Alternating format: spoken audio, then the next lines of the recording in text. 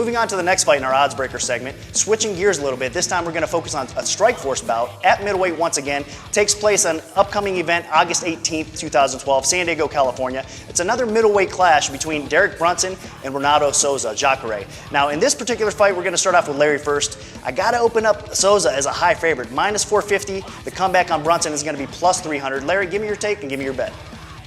Yeah, listen, I know you're opening up high, but he should be high. He's a world-class grappler. He's 15-3, 12 by submission. After he lost his very first MMA fight, his only 2 losses are to Musasi and Rocco, both great stand-up fighters. That's not how I would categorize Derek Brunson. Brunson's an excellent power wrestler. He lost his first fight just recently to Kendall Grove, but he took it on 4 days' notice, so we'll give him a pass. But he's never been in with anybody the likes of Jacare. Lumumba Sayers, probably his best win. Sayers had 5 subs and 6 wins. But the difference in the grappling of a guy at that level versus a Jacare is just they're worlds apart. Jacare's fought much tougher competition. And if Brunson executes his game and puts Jacare on his back, Jacare has no problem with that, and I think that's a dangerous position for Brunson to be in. Jacare only loses so far to great stand-up guys.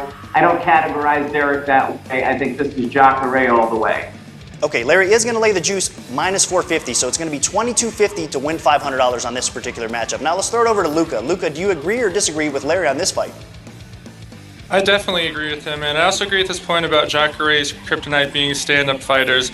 And it's not just stand-up fighters, it's also his chin. He doesn't have the best chin, he is susceptible to being knocked out. But the thing is, Brunson doesn't have much power, and he doesn't really have much of a stand-up game either. I think Jacare here is the better striker, definitely better on the ground. And in terms of the wrestling, as good of a wrestler as Derek is, Jacare's wrestling has improved so much over the years that I don't actually think that Derek's even going to be able to take him down. I think Jacare will be able to dictate where the fight takes place. I think he's going to choose to stand up. I think he's the much better striker. We saw in Derek's last fight against Kendall Grove where he lost a split decision, and yeah, some people thought that he might have deserved the win, but either way, he did not look good in that fight at all, and Kendall Grove was destroying him on the feet. If Kendall Grove can do that, I don't see why Jacare in his improved boxing can't do something similar. I like Jacare really big here. I think he either gets a knockout at some point or a submission. I just really think this is a very bad style matchup for Derek Brunson. I know the line is steep, but I still think there's value in that. I think this is a very, very safe fight for Jacare, as long as he doesn't get hit with maybe the best punch that Brunson has ever thrown throughout his entire career. I don't see a way Jacare loses, so I like Jacare for sure here.